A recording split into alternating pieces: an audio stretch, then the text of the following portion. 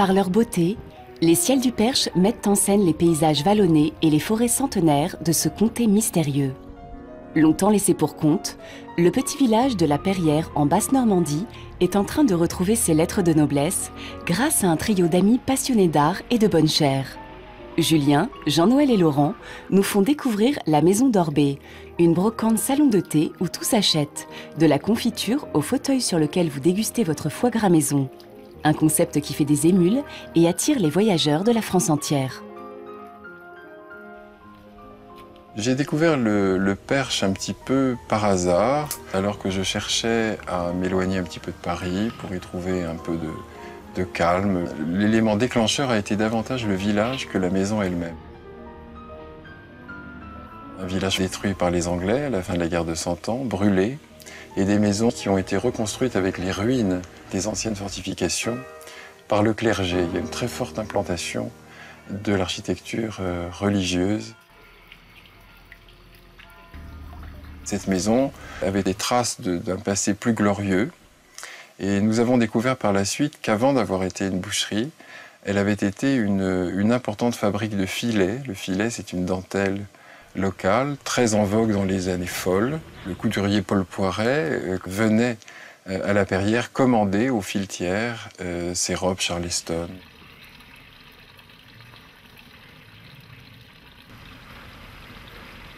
Donc quand nous sommes arrivés, on s'est d'abord installé au rez-de-chaussée, qui est en forme de U.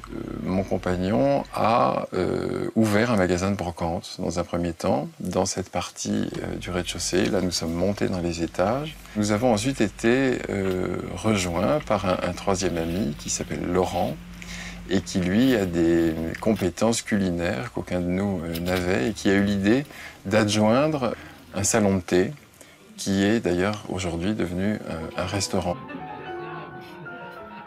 Les pièces de ce salon de thé étaient notre cuisine, notre salle à manger, notre salon, que nous avons progressivement ouvert au public. Et je crois que les gens étaient très sensibles à cette impression de partager des objets personnels. Enfin, on ne sait pas très bien si on est dans un lieu public ou si on est dans une maison d'habitation. Les clients, pour aller s'asseoir dans le salon de thé ou dans le restaurant, passent par la cuisine, sont là au milieu des couleurs, des odeurs, du bruit de la cuisson. L'idée, c'était en fait puisque la maison est ancienne, d'avoir une cuisine à l'ancienne et donc beaucoup de cuivre, parce que déjà pour la déco, je trouve que c'est sympathique, et pour la cuisson, évidemment, ça change tout, quoi.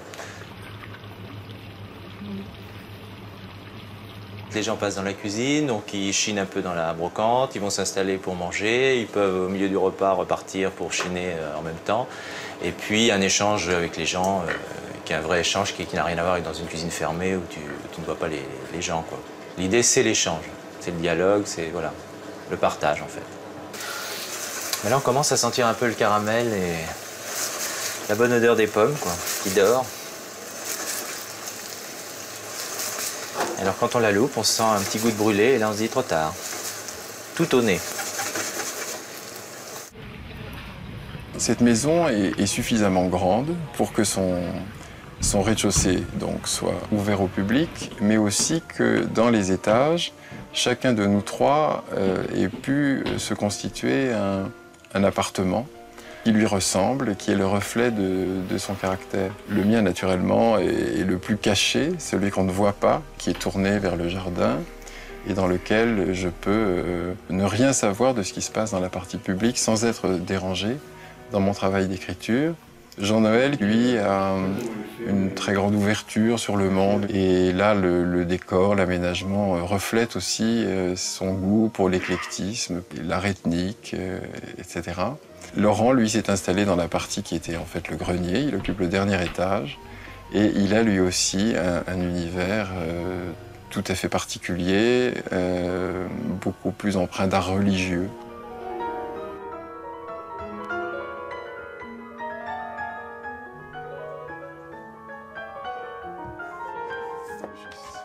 Pour ce qui est de mon espace, la présence la plus chère, enfin celle qui m'est la plus nécessaire pour vivre, est évidemment celle des livres. Et j'ai choisi dans mon bureau d'obturer les ouvertures, de reconstituer un petit peu l'esprit des cabinets de travail du XVIIIe siècle, enfin, qui étaient toujours des lieux fermés avec des volets intérieurs et ça me permet de me concentrer davantage.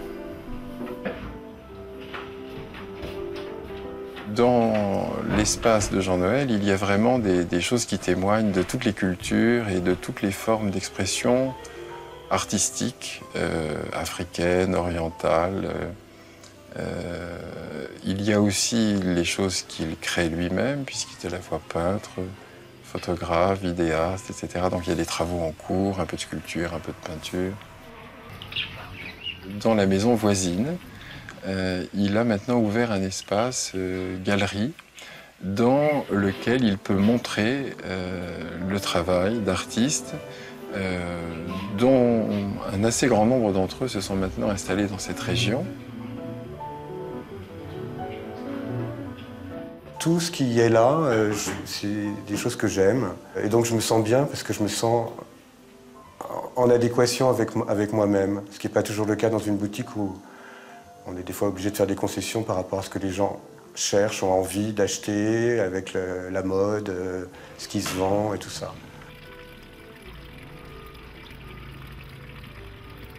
Laurent est quelqu'un qui a un goût beaucoup plus classique, très attaché aux belles choses du passé, aux antiquités.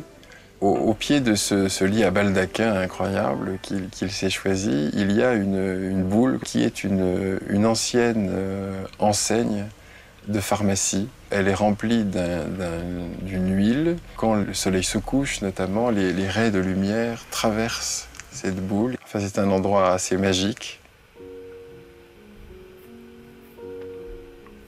Alors dans l'autre partie, qui est à l'étage de Laurent aussi, où se trouve la chambre d'amis, Laurent a créé une salle de bain. C'est entre le boudoir, la salle de bain, le salon, empli de choses précieuses et très recherchées.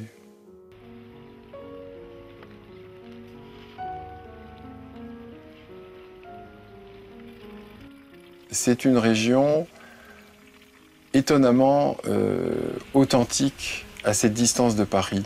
J'ai d'ailleurs écrit, il y a quelques années maintenant, un livre qui s'appelle « Le pays de Perche ». Pour moi, le Perche est un pays. Il y a cette phrase célèbre du philosophe Alain, qui est de Mortagne au Perche, ici, et qui disait « Je suis percheron, c'est-à-dire autre que normand ». Donc il y a vraiment une identité particulière et qui est celle de ce petit territoire.